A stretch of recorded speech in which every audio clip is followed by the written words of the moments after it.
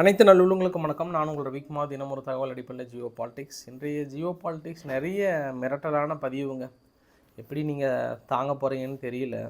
நிறைய அது எப்படி உங்களுக்கு நான் புலம்புறேன்னா நீங்களே பாருங்கள். அந்த அளவுக்கான ஒரு மிரட்டல் பதிவு. ஜப்பானுக்கு யார்? ட்ரம்ப் அவர்கள். ஜப்பானுக்கு ஒரு மிரட்டல், ஈரானுக்கு ஒரு மிரட்டல், இந்தியாவுக்கு, சீனாவுக்கு, அப்புறம் அங்கே உக்ரைனுக்கு, ரஷ்யாவுக்கு, திரும்புகிற திசையெல்லாம் சவுத் ஆஃப்ரிக்கா. இந்த மாதிரி இன்றைக்கி ஒரு அரை மணி நேர பேட்டியில் மனுஷன் சும்மா மிரட்டி தள்ளி வச்சுருக்கிறாரு. அந்த மிரட்டலோட தொகுப்புகளும் மற்ற நிகழ்வுகளும் இன்றைக்கி ரஷ்யா என்ன பண்ணிட்டாங்க, உக்ரைனுக்குள்ளே ஒரு பெரிய ஒரு தாக்கல் நிகழ்த்தியிருந்தாங்க. அதுக்கப்புறம் இந்த குருக்ஸ் ரீஜன் இருக்குல்ல, குருக்ஸ் ரீஜனில் ஆல்மோஸ்ட் ஆயிரக்கணக்கான உக்ரைன் வீரர்கள் சுற்றி வளைக்கப்பட்டிருக்கிறார்கள். என்ன நிகழப்போகுது தெரியல. ஹெல்ப்புக்கு கேட்டிருக்காங்க. அது கைது பண்ண போகிறாங்களா என்னன்னு தெரியல. ஒரு ரொம்ப பரபரப்பான சூழ்நிலை. அப்படியே கொஞ்சம் இந்த பக்கம் வந்தால் சிரியா பிரச்சனை இன்னும் கொஞ்சம் விஸ்வரூபம் எடுத்துக்கிறது. சுற்றி இருக்கக்கூடிய அரசியல் நிகழ்வுகள் நிறைய விஷயங்களை பார்க்க போகிறோம். வாங்க. இன்று மிக மிரட்டலான பதிவுகள். கொஞ்சம் சற்று மனதைரியத்துடன் உள்ளவாங்க. மனதைரியம் இல்லைன்னா ஏதாவது கம்பி ஏதாவது பிடிச்சிக்கோங்க. அந்தளவுக்கு மிரட்டலான பதிவு. ஏன்னா உங்களுக்கு ஒரு எக்ஸாம்பிளோடு உள்ள நுழையுன்னு நினைக்கிறேன். கெலாக் அவர்கள். கெலாக் அப்படின்னா உக்ரைனையும் ரஷ்யாவையும் பேச்சுவார்த்தை நடத்துவதற்காக நியமிக்கப்பட்ட ஒரு சிறப்பு அதிகாரி. அவர் இந்த சிறப்பு அதிகாரிகிட்ட கேட்குறாங்க, ஐயா உங்கள் ட்ரம்ப் வந்தாருன்னா 24 மணி நேரத்தில் இந்த வாரம் நிறுத்திடுவோன்னு சொன்னார், அது எப்போங்க? அந்த 24 மணி நேரம் என்ன ஆச்சுன்னா, ஹலோ ட்ரம்ப் வந்து ஸ்பெசிஃபிக்காக எந்த நாள்னு சொல்லலையா. அந்த நாள் அந்த நாள், அதாவது அந்த 24 மணி நேரன்றதை விட எந்த நாள்னு குறிப்பிட்டு சொல்லாதனால எந்த நாள் அமைதி ஒப்பந்தம் வருதோ அந்த 24 மணி நேரமாக நீங்கள் எடுத்துக்கோங்கன்ட்டாங்க. புரிஞ்சுத்தானே? புரிஞ்ச மாதிரி சொல்லிட்டேன்னு நினைக்கிறேன் நான். இந்த டைலாக் நல்லா இருந்தது. ஆன் த ஸ்பாட் வந்து எப்படி அவங்க சமாளிக்கிறாங்க அப்படின்னு தெரியுது. இருந்தாலும் இது எல்லாமே எப்படி தான் இருக்குது, ட்ரம்ப் அவர்கள் மிரட்டல் விடுறதெல்லாம் இதுக்கப்புறம் நம்ம சீரியஸாக எடுத்துக்கணுமா அப்படின்ற ஒரு ஆங்கிளையும் நம்ம திங்க் பண்ண வைக்குது. அதுக்காக இந்த ஒரு எக்ஸாம்பிள் சொன்னேன். நிறைய விஷயங்கள் பேச வேண்டியது இருக்குது. ஸோ வீடியோக்குள்ள போகிற மாதிரி நீங்கள் நம்ம சேனலை சப்ஸ்கிரைப் பண்ணலாம். சப்ஸ்கிரைப் பண்ணிட்டு வாங்க. மறக்காம பெல் பட்டனை கிளிக் பண்ணி ஆல் ஆப்ஷன்ஸ் கொடுங்க. வீடியோ கிளிக் பண்ணலாம்.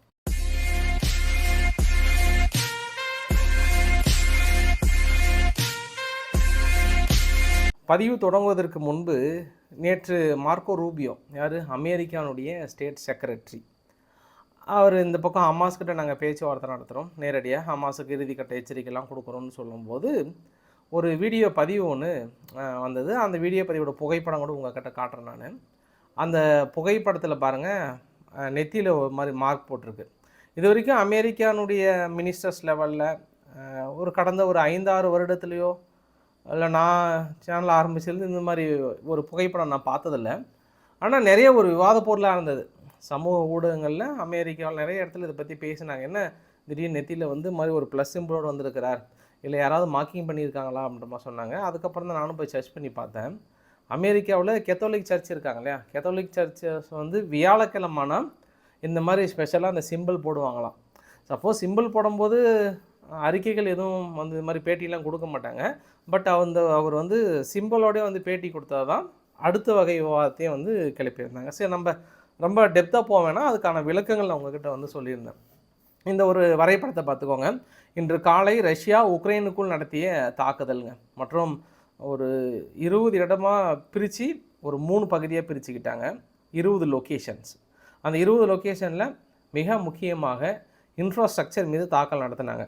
போலந்து அந்த பக்கம் கொஞ்சம் உஷாராக இருந்தாங்க. ஏதாவது ஒரு சின்ன துரும்பு விழுந்தால் முடிச்சு கட்டிடலான்னு தைரியம் இருந்தாங்க.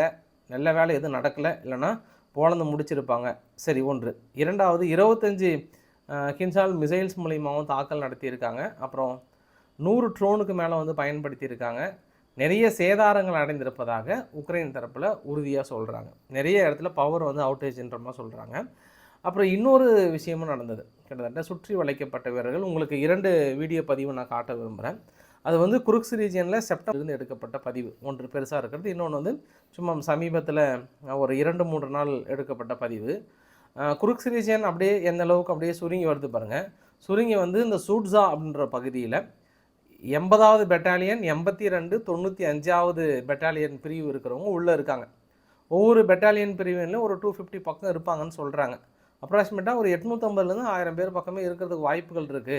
ஒட்டுமொத்தமாக சுற்றி வளைச்சிட்டாங்க. இதுதான் முதல் முறைங்க. அதாவது பெரிய அளவுக்கான வீரர்கள் சுற்றி வளைக்கப்பட்டிருக்கிறார்கள். பெரிய அளவுக்கான வீரர்கள் அப்படின்றது இது அவங்க ஊடகங்களும் சொல்லியிருக்காங்க. அவங்க இராணுவ தரப்புலையும் வந்து அவசர எச்சரிக்கை கொடுத்துருக்காங்க. கொஞ்சம் முடிஞ்சால் சீக்கிரம் ஓடிவாங்க, லைன் இன்னும் கொஞ்சம் தான் இருக்குன்றாங்க. ஆனால் ரஷ்யா தரப்பில் கைது பண்ணுறாங்களா என்னன்றதை நம்ம பொறுத்திருந்து பார்க்கலாம். ஸோ ரொம்ப நாளாக அந்த குருக்ஸ் ரீஜனில் அப்படியே இழுத்தடிச்சிட்டே இருந்தது. நிறைய வீரர்கள் வந்து உக்ரைன் தரப்புலையும் ரஷ்யா தரப்புலையும் இழந்துகிட்டே இருந்தாங்க. இப்போ அந்த பகுதியை இழக்கிறதுனால இப்போ உக்ரைன் என்ன சாதிச்சிட்டாங்க? ஏன்னா இத்தனை நாள் அதை ஃபுல்லாக ஹோல்டு பண்ணுறதுனால இருந்த நிலப்பகுதிகளையும் இழந்துட்டு தேவையில்லாமல் இங்கே கான்சன்ட்ரேட் பண்ணி உக்ரைன் என்ன பிளான் பண்ணியிருந்தாங்கன்னா, நாம் நாளைக்கு பேச்சுவார்த்தைன்னு வரும்போது இந்த குருக்ஸ் ரீஜியனை நாங்கள் உங்களுக்கு கொடுக்குறோம், மற்ற பகுதியை நீங்கள் எங்களுக்கு கொடுத்துடுங்க அப்படின்றதுக்காக தான் மெயினாக பிளான் பண்ணாங்க. பட் இவர் எல்லாமே அந்த அமைதி ஒப்பந்தத்தில் போய் சைன் பண்ணுறதுக்குள்ளே இங்கே எல்லாம் முடியுது. நம்ம தொடர்ந்து சொல்லிகிட்டு இருக்கிறோம்ல இந்த பதிவில், அதாவது ஜெலன்ஸ்கி சீக்கிரமாக அமைதி ஒப்பந்தத்தில் சைன் பண்ணிட்டாருன்னா இருக்கிற பகுதியை டக்குன்னு பேச்சுவார்த்தையை உட்கார வைக்கலாம். அவர் கொஞ்சம் கொஞ்சமாக இழுக்க என்ன ஆகுது அப்படின்னா, ரஷ்யா அட்வான்டேஜாக எடுத்து பெரிய தாக்குதல்கள், ஏன்னா உளவு தகவல்களை ஷேர் பண்ணல, இருக்கிற லொக்கேஷனை நாங்கள் ஷேர் பண்ண மாட்டோம்னு சொல்லிட்டாங்க அமெரிக்கா. இதெல்லாம் பண்ண என்னாச்சுன்னா அங்கே உக்ரைனுக்கு கொஞ்சம் டேஞ்சர் ஆகிடுச்சு. அதனால் இன்றைக்கி ட்ரம்ப் அவர்கள் என்ன சொன்னாங்கன்னா, உக்ரைனுக்கு ஆதரவாக ஒரு வார்த்தை சொல்லியிருக்கிறார். ரஷ்யா வந்து தொடர்ந்து தாக்கல் நடத்திட்டு இருக்காங்க, நான் அதை ரொம்ப சீரியஸாக கன்சிடர் பண்ண போகிறேன், மிகப்பெரிய அளவுக்கான பொருளாதார தடைகளை போட போகிறேன். அமைதி ஒப்பந்தம் ஏற்பட்டால் கூட இது முடிஞ்சதுக்கப்புறம் நான் நிச்சயமாக பொருளாதார தடை போடுவேன். ஆனால் நான் எதிர்பார்க்குறது எல்லாமே அமைதி ஒப்பந்தம் வரைக்கும் எதிர்பார்க்குறேன்றாரு. அப்போ நம்ம மறைமுகமாக என்ன புரிஞ்சிக்கலாம், இந்த உலகத்தில் என்ன சொல்ல வராரு அப்படின்னா, கண்ணா கந்து சீக்கிரமாக கையெழுத்து போடுப்பா, இல்லைன்னா அவங்க பிடிச்சிடுவாங்க, நான் வேணால் உனக்கு ஆதரவாக 4-5 பொருளாதார தடையை போடுறேன். அண்ணன் கேட்குறது என்ன, ஒரு கையெழுத்து தானே, ஒரு வெத்து பேப்பரில் கையெழுத்து போட்டு கொடுத்துரு, நான் பேசிக்கிறேன் அப்படின்னு கேட்குறாரு இந்த பதிவில்.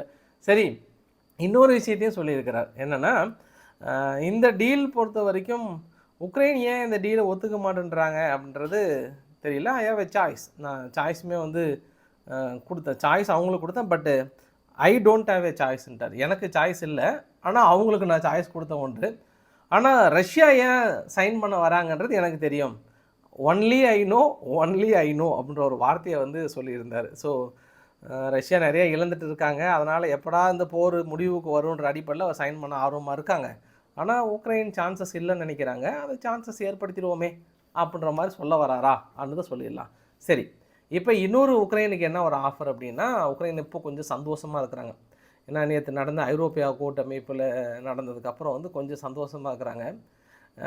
ரஷ்யா தரப்பில் கூப்பிட்ருக்காங்க, மார்க்கோ ரூபியோ அவர்களும் இன்னும் ஒரு 2-3 தலைவர்களும் சவுதி அரேபியாவில் திங்கக்கிழமை உக்ரைன் தரப்புலேருந்து வாங்கினி இருக்காங்க. மேபி அவரையே வர வைக்கிறாங்களா என்னன்னு தெரியல. ஜெலன்ஸ்கியை வந்து நேரடியாக பேச்சுவார்த்தை, உங்கள் தரப்பில் என்ன கோரிக்கைகள் கேட்கப்படும், அதுக்கப்புறம் தான் நாங்கள் ரஷ்யா கிட்டேருந்து முழு பேச்சுவார்த்தையை நடத்த போகிறோன்ற மாதிரி வந்து சொல்லியிருக்காங்க. இது உக்ரைன் தரப்பில் ரொம்ப ஒரு பெரிய அளவுக்கு வந்து பகிர்ந்துருந்தாங்க.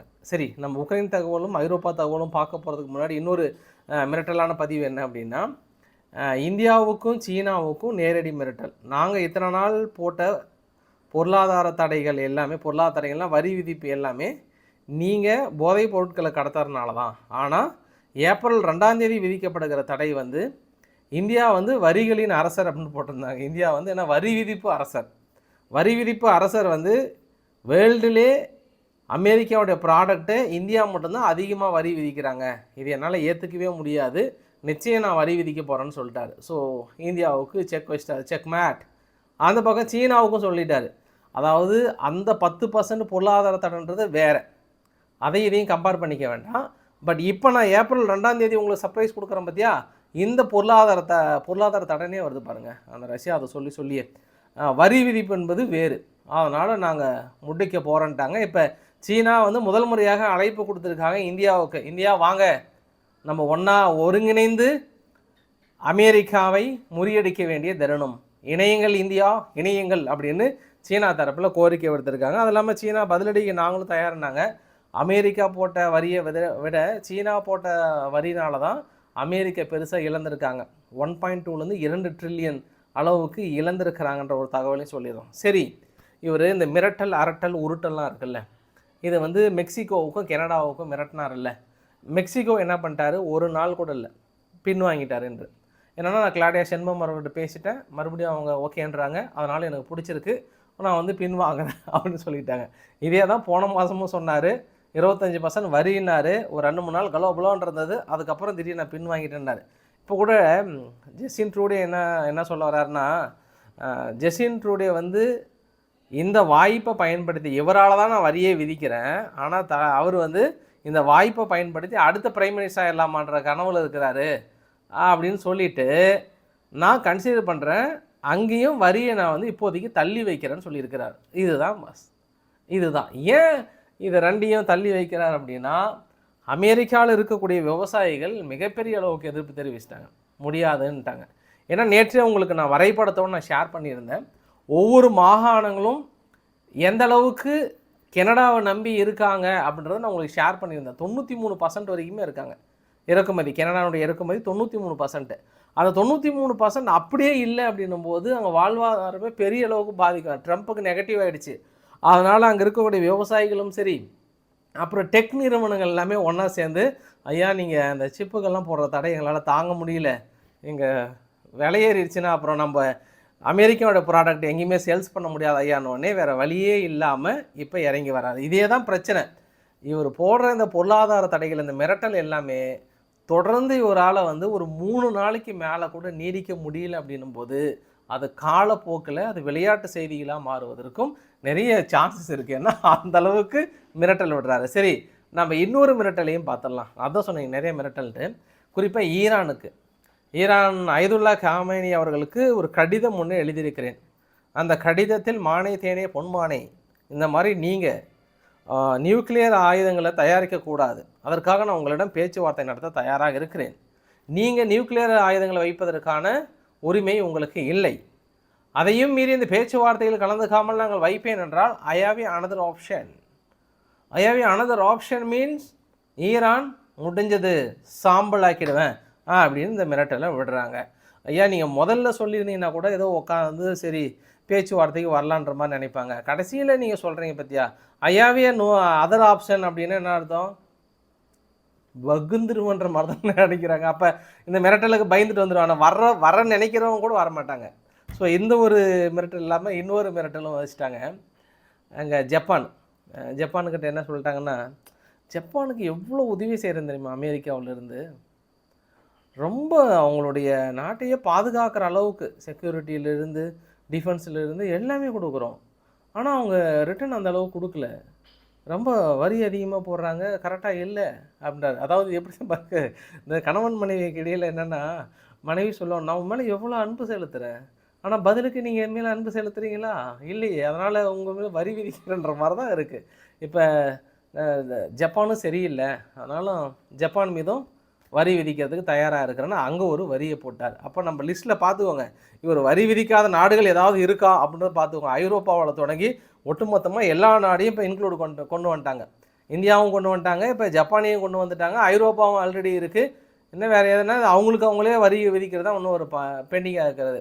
அந்த செய்தியாளர்கள் சும்மா இல்லாமல், ஐயா நீங்கள் காசாவை பயங்கரமாக மிரட்டுறீங்க, ஹமாஸை பயங்கரமாக மிரட்டுறீங்க, அவங்க ஒத்து வரலன்னா நீங்களும் இஸ்ரேலும் இணைந்து தாக்கல் நடத்த போகிறீங்களா அப்படின்னு கேட்டதுக்கு, யூ வில் ஃபைண்ட் அவுட், நீ கண்டுபிடிச்சா அதை நாங்கள் தாக்கல் நடத்துறது நீ கண்டுபிடிச்சா அப்படின்னு கேட்டு வச்சுருக்காங்க.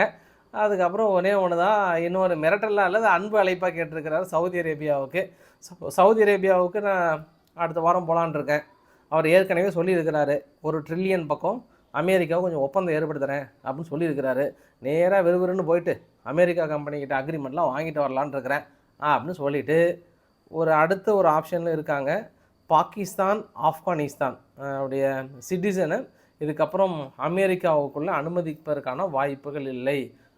நாட் என்ட்ரிங், அதாவது அவங்களுக்கு இந்த விசா ப்ராசஸ் ட்ராவல் பேனே வந்து தடை விதிப்பதற்கான பேச்சுவார்த்தை கூடிய விரைவில் நாளை இல்லை ஒரு 2 நாளில் வருவதற்கு வாய்ப்புகள் இருக்கிறது.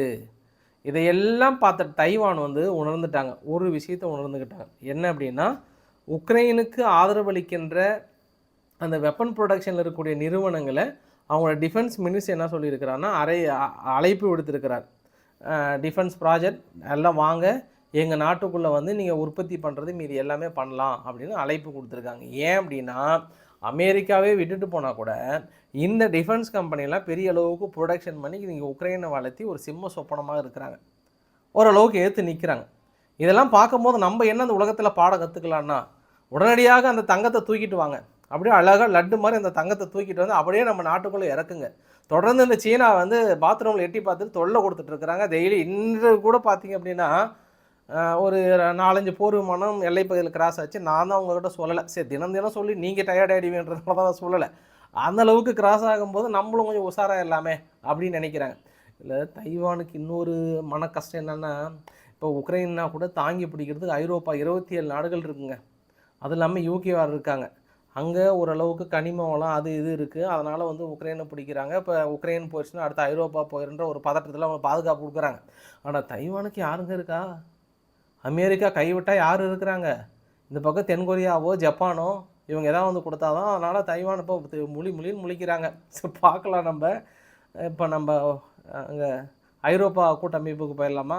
ஐரோப்பா கூட்டமைப்புக்கு போகிறதுக்கு முன்னாடி ஒரு கொசுவர்த்தி சூழல் எடுத்து சுருத்தி விடலான்னு பார்க்குறேன் நான். ரஷ்யா வந்து இது எப்போ இந்த செய்தி வந்ததுன்னா மார்ச் 15, 2022. ரஷ்யா வந்து லேக் ஆஃப் மேன் பவர், ஒன்றுமே இல்லை, வெடிமருந்துகள் சுத்தமாக இல்லை. இந்த வார் வந்து அதிகபட்சம் 10 நாள் கூட தாங்காது. ரஷ்யா முழுவதும் தும்சம் பண்ணி தூளாக்கிடுவாங்க.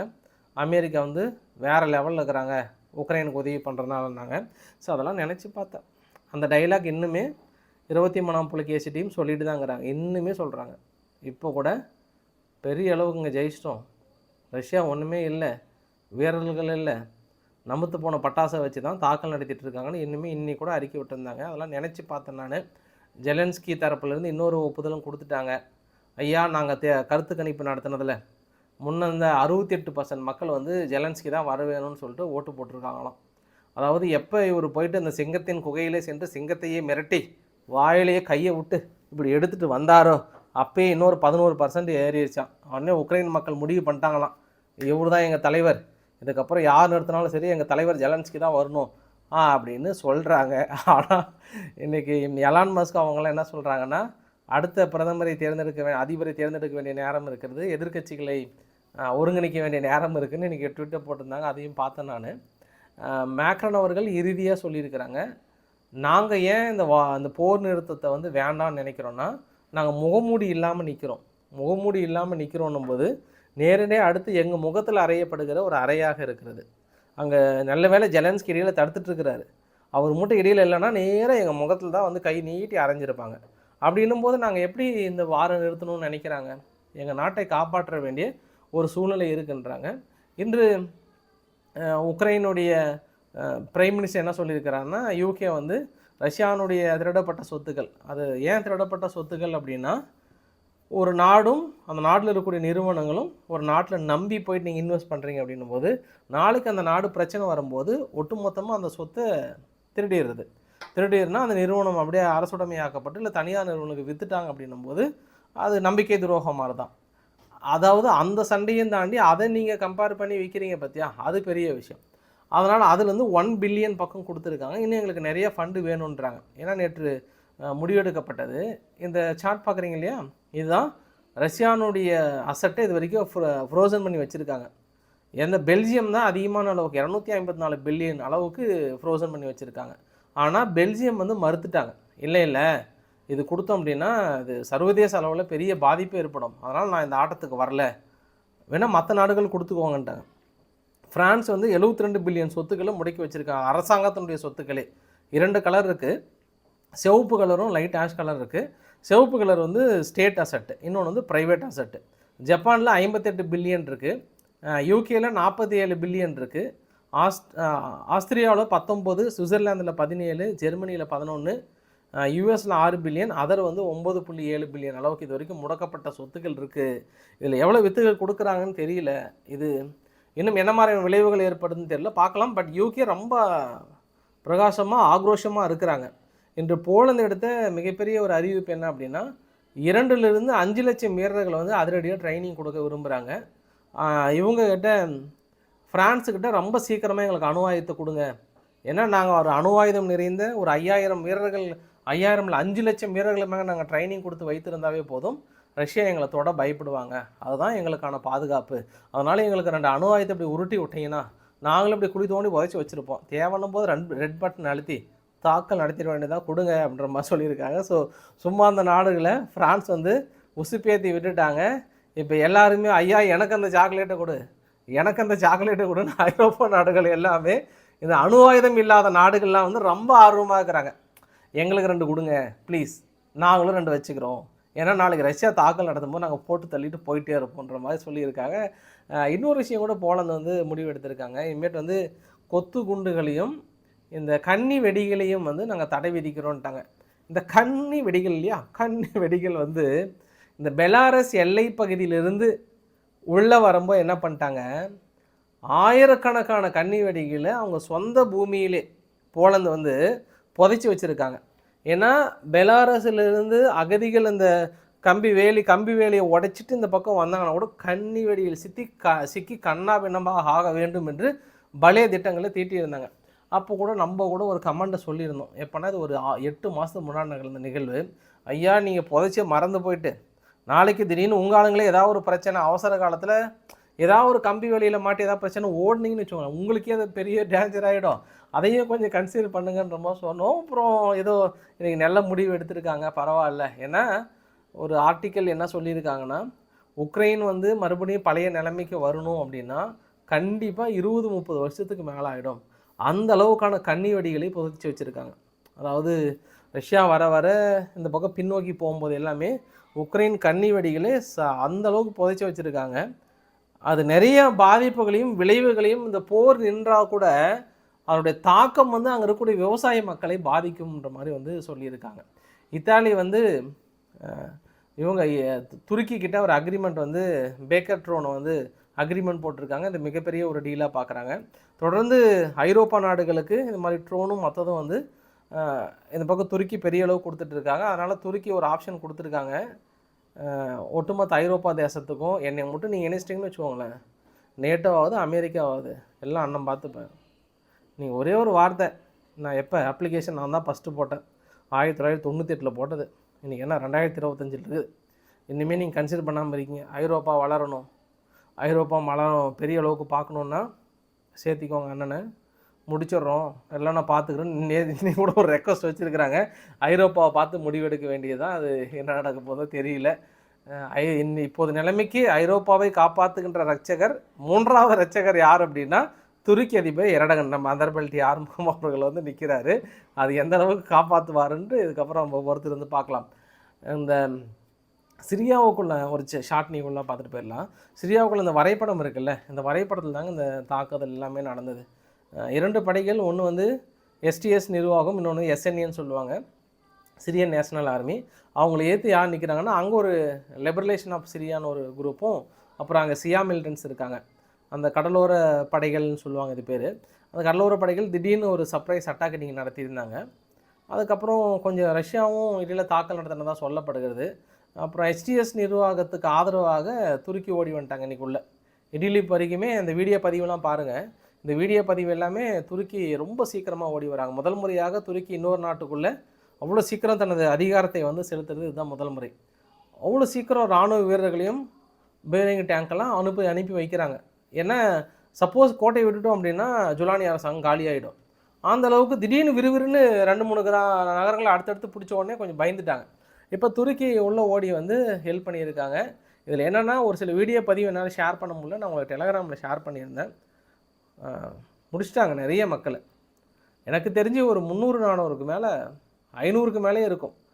சும்மா இந்த எஸ்டிஎஸ் அரசாங்கம் என்ன பண்ணிட்டாங்க, ஜொலானி அரசாங்கம் நேராக உள்ளே போயிட்டு அங்கே ட்ரூஸ் மக்கள், அப்புறம் ஷியா முஸ்லீம்ஸ், அப்புறம் இன்னொரு கிறிஸ்டியன்ஸ், நிறைய அந்த மக்கள் இதில் அந்த ஊர் ஃபுல்லாக உள்ளே நுழைஞ்சி எல்லா பொதுமக்களை எல்லாத்தையும் முடிச்சிட்டாங்க. நிறைய மக்களை வந்து சும்மா தெருக்கி இருந்து அதை ஃபுல்லாக நான் உங்களுக்கு டெலகிராமில் ஷேர் பண்ணியிருந்தேன் பாருங்கள். இல்லை எதுவும் பண்ண முடியாது என்னால் இதில். அந்த அளவுக்கு முடிச்சிருக்காங்க. நீ சவுதி அரேபியா வந்து முழுக்க நான் ஜுலானி அரசாங்கத்துக்கு சார்பாக நிற்கிறேன்றாங்க. பட் இந்த யுத்தம் வந்து மறைமுகமாக யாருக்கு சாதகமாக அமையுது அப்படின்னா இஸ்ரேலுக்கு சாதகமாக அமையுது. நான் காலையிலே உங்ககிட்ட சொல்லியிருந்தேன். ஏன்னா இது இப்போ ஜுலானி அரசாங்கம் ஃபுல்லாக அங்கே கான்சன்ட்ரேட்டில் இருந்தாங்கன்னா இவங்க தொடர்ந்து முன்னேறிட்டே இருக்காங்க அடுத்தடுத்த பகுதியில். ஸோ நியூ மிலிட்டரி ஜோனில் வந்து நாங்கள் கான்சன்ட்ரேட் பண்ணுறோன்னு சொல்கிறாங்க இல்லையா. அதுக்காக சமீபத்தில் ஜுலானி அரசாங்கம் கொஞ்சம் இந்த பக்கம் எதிர்த்ததுனால கொஞ்சம் இஸ்ரேலும் கூட இப்படி ஒரு பேக்கில் விளையாடலாம், இல்லை ஆசாத் ரீஜியனே ரஷ்யா கூட இணைந்து இப்படி ஒரு விளையாட்டு விளையாடலாம், அதுக்கான வாய்ப்புகள் நிறைய தென்படுகிறது. ஏன்னா இப்போ இருக்கின்ற அமெரிக்க நிர்வாகம் கூட ஜுலானி அரசாங்கத்தின் மீது ஏனோ சற்று வெறுப்பு வந்து விட்டது. முன்பு இருந்ததை விட இல்லை, கொஞ்சம் ஆள் கொஞ்சம் சரியில்லை, ஆள் இப்போ நடந்துக்கிறது கொஞ்சம் சரியில்லை, அதனால் ரஷ்யாவுக்கு கொஞ்சம் பர்மிஷன் கொடுத்துருக்காங்க போல். சரி அடிக்கிறனா அடிச்சுக்கோங்கன்ற மாதிரி. ஏன்னா இப்போ ஈரானும் ஹெல்ப் பண்ணுறாங்க, ஹெஸ்புல்லா பேக்கடு ஃபோர்ஸ்னு சொல்கிறாங்க அந்த இடத்துல. ஏன்னா ஹெஸ்புல்லாவுக்கும் மறுபடியும் அந்த பகுதி தேவை. அதனால் அது ஒரு பெரிய முக்கோண காதல் கதையெல்லாம் ஒரு 10 கோண காதல் கதை அந்த இடத்துல தொடர்ந்து நடந்துட்டு தான் இருக்குது. ஸோ பார்க்கலாம் என்ன நிகழ்வு நடக்கிறது என்று. அது கொஞ்சம் புரியாத புதிராக தான் இருக்கும் அந்த ஏரியா பகுதியை பொறுத்த வரைக்கும், சிரியாவை பொறுத்த வரைக்கும். ஒரு கம்ப்ளீட் ஸ்ட்ரக்சர் வந்தால் தான் நம்மளுக்கு கிடைக்கும். அது எப்போ கிடைக்கும்னு யாருக்கும் தெரியாது. அப்படியே நம்ம இந்த வரைபடத்தோடு முடிக்கிறேன் நான். இது நேற்று எடுத்த வரைபடம் இது. தொடர்ந்து நம்ம பார்க்க வேண்டியது 2 பகுதி. பாலஸ்தீனத்தில் கைதுகள் இவ்வளோ தான் இல்லை. தொடர்ந்து கைதுகள், நிறைய வீடுகள் வந்து தொடர்ந்து இடிக்கப்படுகிறது, புல்டோசர் மூலிமா அழிக்கப்படுகிறது, கைதுகள் நடக்கப்படுகிறது அந்த இடத்துல. காசாவில் 4-5 இடத்துல கொஞ்சம் துப்பாக்கிச்சூடும் தாக்குதலும் ஒரு இடத்துல நடந்துகிட்டு தான் இருக்குது. மேலே இந்த பகுதியிலிருந்து இன்றைக்கி லெபனானில் பின்வாங்க முடியாதுன்னு சொல்லிட்டாங்க இஸ்ரேல் தரப்பில். கண்டிப்பாக நாங்கள் வெளியே வர மாட்டோம், அந்த பகுதி இருந்தே தீர்வுன்ற மாதிரி சொல்லியிருக்காங்க. இந்தியாவுடைய செய்தியை நான் முடிக்க விரும்புகிறேன். இந்தியாவும் ரஷ்யாவும் வந்து 248 மில்லியன் டீலை வந்து ஏற்படுத்தியிருக்காங்க. அதாவது T-72 டேங்க் வித் 1000 என்ஜின்ஸை வந்து இன்றைக்கி மார்ச் 7ஆம் தேதி வந்து அக்ரிமெண்ட்டை சைன் பண்ணியிருக்காங்க. இப்போ சுட சுட வந்த செய்தி ஒன்று. இன்னொரு சுட சுட வந்த செய்தி என்ன அப்படின்னா, இந்தியாவுடைய ஜாக்வார் ஏர்க்ராஃப்ட் இருக்குல்ல, இந்த ஜாக்வார் ஏர்க்ராஃப்ட் வந்து இன்றைக்கி ஹைதராபாத் பக்கத்தில் விபத்துக்கு உள்ளாக்கப்பட்டிருக்கிறது. நல்ல வேளை விமானி வந்து எஜெக்ட் ஆகிட்டு பப்ளிக் மத்தியில் விழுந்துட்டார், தொடர்ந்து சேதமாக இருக்குது. இது ஆல்மோஸ்ட் இந்த வாரத்துக்குள்ளே 2 விமானம், ஜாக்வார் விமானங்கள், போர் விமானம் விழுந்து நொறுங்கி இருக்கிறது. இதை மேற்கொண்டு விசாரணை கூட வேண்டிய ஒரு தகவலாகவும் இருக்கிறது. இந்த மாதிரி தொடர்ந்து விபத்துக்குள்ளாகிட்டே இருந்தாங்கன்னா அதுக்கான போர் நடக்கவே இல்லை, இப்போ பயிற்சியிலே விபத்துக்குள்ளானா எப்படி அப்படின்ற இன்னொரு கேள்வி வருதா வரலையா?